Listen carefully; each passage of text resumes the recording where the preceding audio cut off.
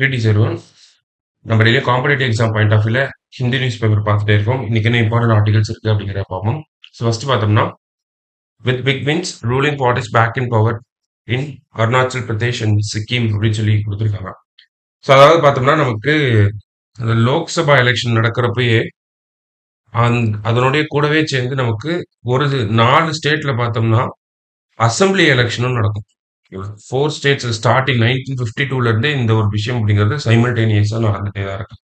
So அது என்னென்ன states அப்படின்னு பார்த்தோம்னா அது நமக்கு முக்கியமா இருக்கு. ஒன்று ஆந்திர பிரதேஷ், ஓகேவா? இன்னொன்று அருணாச்சல் பிரதேஷ், அடுத்தது ஒடிசா, அடுத்தது சிக்கிம், ஓகேவா? ஸோ இந்த ஆந்திர பிரதேஷ், அருணாச்சல் பிரதேஷ், ஒடிசா, சிக்கிம் இந்த 4 மாநிலத்திலையும் பார்த்தோம்னா லோக்சபா தேர்தலும் நடக்கும், மாநில சட்டமன்றத்துக்கான தேர்தலும் நடக்கும். அந்த வகையில அருணாச்சல் பிரதேஷ், சிக்கிம் அங்க நடந்த இந்த சட்டமன்ற தேர்தலுடைய முடிவுகள் அப்படிங்கிறது வெளியாயிருக்கு. ஆல்ரெடி போன ஆட்சியில யார் இருந்தாங்களோ அவங்க தான் இந்த ஆட்சியிலும் வெற்றி பெற்றிருக்காங்க அப்படிங்கிற செய்தியை தான் நமக்கு முதல்ல கொடுத்துருக்காங்க. ஓகேவா? ஸோ நமக்கு எக்ஸாம் பாயிண்ட் ஆஃப் வியூ பொறுத்த வரைக்கும் இந்த ஆந்திர பிரதேஷ், அருணாச்சல் பிரதேஷ், ஒடிசா, சிக்கிம் இது கொஞ்சம் இம்பார்ட்டண்டா இருக்கு. இப்போ ஏன்னா ஒன் நேஷன் ஒன் எலெக்ஷன் அந்த மாதிரியான டாக்ஸ் எல்லாம் அதிகமா சமீபத்துல போயிட்டு இருக்கனால இப்பவுமே சைமல்டேனியஸா எங்கெல்லாம் எலெக்ஷன் நடக்குது அப்படிங்கிற கேள்விகள் கேட்கறதுக்கு வாய்ப்புகள் இருக்கு. ஸோ அதனால பண்ணல பார்த்து வச்சுக்கோங்க. ஓகேவா? ஸோ அடுத்த செய்தி பார்த்தோம்னா நமக்கு எடிட்டோரியல் பேஜ்ல ஒரு ஒரு டிஸ்கஷன் மாதிரி கொடுத்துருந்தாங்க. இந்த message from the Andhra Pradesh bifurcation அப்படின்னு சொல்லி கொடுத்துருக்காங்க. ஓகேவா? ஸோ இதுல என்ன நம்ம எடுத்துக்கலாம், என்னென்ன பாயிண்ட்ஸ் மட்டும் எடுத்துக்கலாம் அப்படிங்கிறத மட்டும் பார்ப்போம். ஸோ பார்த்தோம்னா நமக்கு ஆந்திர பிரதேஷ் ரீஆர்கனைசேஷன் ஆக்ட் அப்படின்னு சொல்லி நமக்கு 2014 சைன் ஆயிருக்கு. ஓகேங்களா? எக்ஸாக்டா பார்த்தோம்னா March 1, 2014 தான் இந்த ஆக்டை சைன் பண்ணியிருப்பாங்க. அதன்படி நமக்கு இதுல இருந்து ஒரு 10 இயர்ஸ்க்கு பார்த்தோம்னா நமக்கு இந்த ஜூன் மாசம் அந்த ஸ்டேட் ரெண்டா பிரிஞ்சிருக்கும். அதுல இருந்து ஒரு 10 இயர்ஸ்க்கு தெலுங்கானா அண்ட் ஹைதராபாத் ஆந்திர பிரதேஷ்க்கு காமன் கேபிட்டலா யார் இருப்பாங்க அப்படின்னு பார்த்தோம்னா ஹைதராபாத் வந்து இருப்பாங்க. ஸோ அதுக்கப்புறம் என்ன ஆகுது அப்படின்னு பார்த்தோம்னா ஆஃப்டர் 10 இயர்ஸ் அப்படிங்கிறது இந்த சண்டேவோட முடியுது. முடிஞ்சதுக்கு அப்புறமா இப்போ தெலுங்கானாவோட ஒன்லி கேபிட்டலா யார் வந்துட்டாங்க அப்படின்னு பார்த்தோம்னா ஹைதராபாத். ஓகேங்களா? ஸோ இந்த பைஃபர்கேஷன்ல இருந்து நம்ம என்ன மாதிரியான மெசேஜஸ் எல்லாம் எடுத்துக்கலாம் அப்படிங்கிற ஒரு சில டிஸ்கஷனும் கொடுத்துருக்காங்க. ஓகேவா? ஸோ ஃபர்ஸ்ட் நம்ம இந்தியாவில் இண்டிபெண்டன்ஸ்க்கு அப்புறமா பார்த்தோம்னா மொழி வாரியா மாநிலங்களை பிரிக்கணும் அப்படிங்கிறது ஒரு பலத்த குரல் அப்படிங்கிறது இருந்துச்சு. அந்த வகையில 1954 ஆந்திரா அப்படிங்கிற ஸ்டேட்டை உருவாக்குறோம். இதுல பொட்டி ஸ்ரீராமுலு அவருடைய உண்ணாவிரதம் அதெல்லாம் முடிஞ்சதுக்கு அப்புறமா ஆந்திரா அப்படிங்கிற ஒரு ஸ்டேட் ஃபர்ஸ்ட் லிங்குவிஸ்டிக் ஸ்டேட்டா யார் வராங்க அப்படின்னு பார்த்தோம்னா நமக்கு ஆந்திர பிரதேஷ் தான் வராங்க. ஆந்திரா. ஸோ அப்ப இந்தியாவில் மொழி வாரியாக மாநிலங்களை பிரிக்கிறதுக்கு சுதந்திரத்துக்கு அப்புறமா ஒரு முன்னோடியா இருந்த மாநிலம் தான் ஆந்திரா. அந்த முன்னோடி மாநிலம் தான் மறுபடியும் என்ன ஆகுறாங்க அப்படின்னு பார்த்தோம்னா மொழி வாரியா பிரிச்ச மாநிலத்திலேயே மறுபடியும் 2ஆக பிரிக்கிறதுலயும் ஒரு முன்னோடி மாநிலமா இருக்காங்க. ஓகேங்களா? ஸோ அப்ப லிங்குவிஸ்டிக் பேசிஸ்ல நம்ம ஸ்டேட்ஸை வந்து பிரிச்சிருக்கோம். அந்த லிங்குவிஸ்டிக் பேசிஸ்ல பிரிச்சது ஃபர்தரா மறுபடியும் பிரியாது. லிங்குவிஸ்டிக் பேசிஸ் மொழி வாரியாக பிரிச்சது மட்டும்தான் ஒரே பிரிவினையா இருக்கும். மொழிக்கு மேல அந்த மாநிலத்தில் இருக்கக்கூடிய மக்கள் பிரிய மாட்டாங்க அப்படின்னு சொல்லி நம்மளால சொல்ல முடியாது அப்படிங்கிறத சொல்றாங்க. ஓகேவா? ஸோ ஆனா அதெல்லாம் தவறான ஒரு விஷயம். அப்படி ஒரு கண்ணோட்டத்தை எடுத்துக்க முடியாது அப்படிங்கிறதா இந்த ஆந்திர பிரதேஷ் தெலுங்கானா அப்படிங்கிற அந்த ஒரு பிரிவினை நமக்கு சொல்லுது.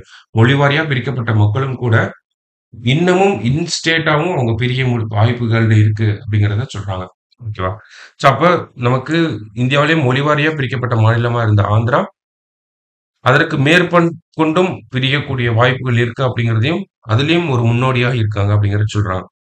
மத்தபடி பார்த்தோம்னா ஒரு பைஃபர்கேஷன் நடக்குது அப்படின்னா அதுல ஒரு மாநிலம் என்னெல்லாம் இழப்பாங்க அப்படிங்கிறத இவங்க அரசியல் கண்ணோட்டத்துல நமக்கு கொடுத்துருக்காங்க. பொலிட்டிக்கல் பாயிண்ட் ஆஃப் வியூல. ஓகேவா? ஸோ யுனைடெட் ஆந்திராவா இருந்தப்ப இங்க வந்து எவ்வளவு லோக்சபா சீட் இருந்துச்சு அப்படின்னு பார்த்தோம்னா 42 சீட் இருந்துச்சு.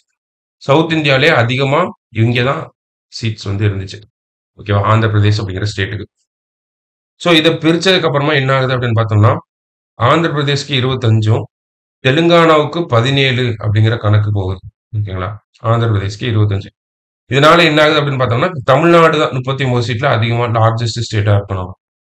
அப்ப பொலிட்டிக்கலி சவுத்ல பார்த்தோம்னா, ஆந்திர பிரதேசா இருக்க வரைக்கும் இவங்க வந்து ஒரு இம்பார்ட்டன்ட் ரோல் ப்ளே பண்ணிட்டு இருந்தாங்க. டெல்லில. ஓகே. அதாவது சென்ட்ரல் கவர்ன்மெண்ட்ல. இப்ப இவங்க பிரிஞ்சதுக்கு அப்புறம் இவங்களோட சிக்னிஃபிகன்ஸ் அப்படிங்கிறது, இன்ஃப்ளூயன்ஸ் அப்படிங்கிறது பார்லிமெண்ட்ல குறைஞ்சிருச்சு இல்லையா? அப்ப இவங்களுடைய கோரிக்கைகள இன்னும் வலுவா இவங்கனால எடுத்துட்டு போக முடியாது. 42 அப்படிங்கிறப்ப ஒரு பெரிய நம்பர். அவங்களால அவங்களுடைய கோரிக்கைகள வந்து டிமாண்ட் பண்ணி சண்டை போட்டு வாங்க முடியும். 25, 17ன்னு வரப்போ, இந்த சோசியோ எக்கனாமிக் பொலிட்டிக்கல் ஃபேக்டர்ஸ் அப்படிங்கிறது அந்த அளவுக்கு இன்ஃப்ளூயன்ஷியலா இருக்காது அப்படிங்கிறத சொல்றாங்க. அதே மாரி பார்த்தோம்னா, நமக்கு இன்னும் பல்வேறு காரணங்கள சொல்றாங்க. இப்ப மொழிவாரியா பிரிக்கப்பட்ட மாநிலங்கள மறுபடியும் நம்ம வேற ஏதாவது மாதிரியா பிரிக்கிறதுக்கான வாய்ப்புகள் எழுந்துருமோ? அப்படிங்கிற மாரியான டிஸ்கஷன்லாம் இருந்திருக்கும். ஸோ இன்னும் கடைசியா பார்த்தோம்னா, வேற என்ன சொல்லியிருப்பாங்க அப்படின்னா, இன்னமும் தெலுங்கானா, ஆந்திர பிரதேஷ் இவங்கலாம் வந்து அந்த பிரிவினையோட பாசிட்டிவ்ஸையும், நெகட்டிவ்ஸையும் ஃபுல்லா அனலைஸ் பண்ணாம இருக்காங்க அப்படிங்கிறத சொல்றாங்க. இப்போ ஹைதராபாத் அப்படிங்கிறது ஒரு நல்ல ரெவென்யூ ஜெனரேட்டிங் சிட்டியா இருக்கு. இப்போ அது தெலுங்கானா கிட்ட போயிட்டனால நெறைய ரெவென்யூஸ் தெலுங்கானாவுக்கு வர ஆரம்பிக்கும். அப்போ ஆந்திர பிரதேஷ்க்கு அது ஒரு லாஸா இருக்கும். அதே மாரி பார்த்தோம்னா, ஆந்திர பிரதேஷ்னால இன்னமும் ஒரு கேப்பிட்டல அவங்கனால ஃபைனலைஸ் பண்ணவே முடியல. 3 கேப்பிட்டல் கொண்டு வரோம்னு சொல்றாங்க. 1 கேப்பிட்டல் போதும் அப்படிங்கிறத சொல்றாங்க. இந்த மாதிரியான ஒரு டிஸ்கஷன்ஸே அவங்கனால இன்னும் பண்ண முடியல. இந்த மாதிரி பல்வேறு விதமான ஸ்ட்ரக்சரல் ப்ராப்ளம்ஸ் அப்படிங்கிறது இருக்கு. ஒரு மாநிலத்தில பிரிக்கிறனால, அந்த மாநிலத்தில இருக்கக்கூடிய வளங்கள் யுனைட்டட் ஆந்திராவா இருக்கப்ப நெறைய வளங்கள் இருந்திருக்கும். அப்ப அத 2ஆ பிரிக்கிறப்போ, ஆந்திர பிரதேஷ், தெலுங்கானா அப்படின்னு பிரிக்கிறப்போ, யார் யாருக்கு என்னென்ன போய் சேரணும்? எவ்வளவு தொகை போய் சேரணும்? எந்த ஆஃபீஸ் யார்கிட்ட இருக்கணும்? அந்த மாதிரியான பிரச்சனைகள்லாம் நெறைய இருக்கு. அதெல்லாம் இனிமேல் தான் ஃபேஸ் பண்ண போறாங்க. அந்த மாரி பல டிஸ்கஷன்ஸ் வந்து நமக்கு குடுத்திருந்தாங்க. ஓகேவா? சோ, இதுல முக்கியமா இந்த ஒரு ஆர்டிக்கிள்ல இம்பார்ட்டன்ட்டா பேஸ் பண்ணி எழுதியிருந்தது என்னன்னா, இந்த பொலிட்டிக்கல் சிக்னிஃபிகன்ஸ் வச்சு சொல்லியிருந்தாங்க. சோ, அதனால ஜஸ்ட் என்ன இருக்கு அப்படிங்கிறத பார்த்துக்கலாம். ஓகேங்களா? அப்ப நமக்கு ஃபர்தரா நமக்கு எக்ஸாம் பாயிண்ட் ஆஃப் வியூல ஒரு pros and cons of bifurcating a state அப்படின்னு கேட்குறாங்க. ஒரு மாநிலத்தை 2ஆக பிரிக்கிறனால இருக்கக்கூடிய நன்மைகள், தீமைகள் என்ன அப்படிங்கிறத கேட்டாங்கன்னா, நமக்கு நன்மைகள்னு பார்த்தோம்னா, தனியா ஒரு ஆட்சியை செலுத்த முடியும். ஒரு குறிப்பிட்ட ரீஜியனுக்குள்ள நல்ல ஒரு மக்களுக்கு ஒரு இப்ப ஆந்திரா அப்படின்னா பெரிய ரீஜனா இருந்துச்சு.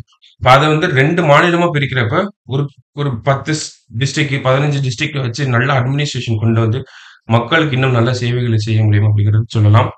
அதே மாரி பார்த்தோம்னா, நமக்கு மக்களோட அந்த வெல் கனெக்டட் ஒரு நெட்வொர்க்கா இருக்கும் நமக்கு. இந்த மாரியான விஷயங்கள்லாம் நம்ம சொல்லலாம். இதே நெகட்டிவா பார்க்குறப்போ, நமக்கு அந்த ரெப்ரசன்டேஷன் அப்படிங்கிறது கம்மியாகும். நமக்கு வரக்கூடிய அந்த இப்ப ஃபெடரல் ஸ்ட்ரக்சர்ல தான் நம்ம இருக்கோம் இல்லையா? நம்ம ஒரு கூட்டாட்சி தத்துவத்துல இருக்கோம். அப்ப பாப்புலேஷன் அடிப்படையில தான் நமக்கு நிதி அப்படிங்கிறதெல்லாம் ஒதுக்கப்படுது. அப்ப பாப்புலேஷன் அடிப்படையில நிதி ஒதுக்கப்படுறப்ப, யுனைட்டட் ஆந்திராவா இருக்கப்ப நெறைய பாப்புலேஷனா இருக்கும். இப்ப ஆந்திரா, தெலுங்கானான்னு மாறுனப்ப பாப்புலேஷன் கம்மியா இருக்கும். அதனால என்ன ஆகுது? வரக்கூடிய நிதியோடைய அளவும் கம்மியாகுது. ஸோ அந்த மாதிரி காரணங்கள நம்ம பாசிட்டிவ்ஸ் அண்ட் நெகட்டிவ்ஸ் அப்படிங்கிறத எடுத்துட்டு போலாம். சரிங்களா? ஸோ அதுக்கெல்லாம் யூஸ் ஆகக்கூடிய ஆர்டிகல் தான் இது. ஸோ அடுத்தது பார்த்தோம்னா, கடைசியா பார்க்குறப்ப இந்த இடத்துல ஒரு இம்பார்ட்டன்ட்டான லான்ச்ச பத்தி குடுத்திருந்தாங்க. China's Chang'e 6 lunar probe successfully landed on Sunday on the far side of the moon to collect samples அப்படின்னு குடுத்திருக்காங்க. ஓகேவா? ஸோ இது என்ன அப்படின்னு பார்த்தோம்னா, சைனாவோட Chang'e 6 அப்படிங்கிற இந்த ஒரு இந்த ஒரு ஸ்பேஸ் கிராஃப்ட் ஓகேங்களா? ஸோ இது என்ன பண்ணிருக்கு அப்படின்னா, மூனோட சவுத் போல்ல லேண்ட் ஆயிருச்சு.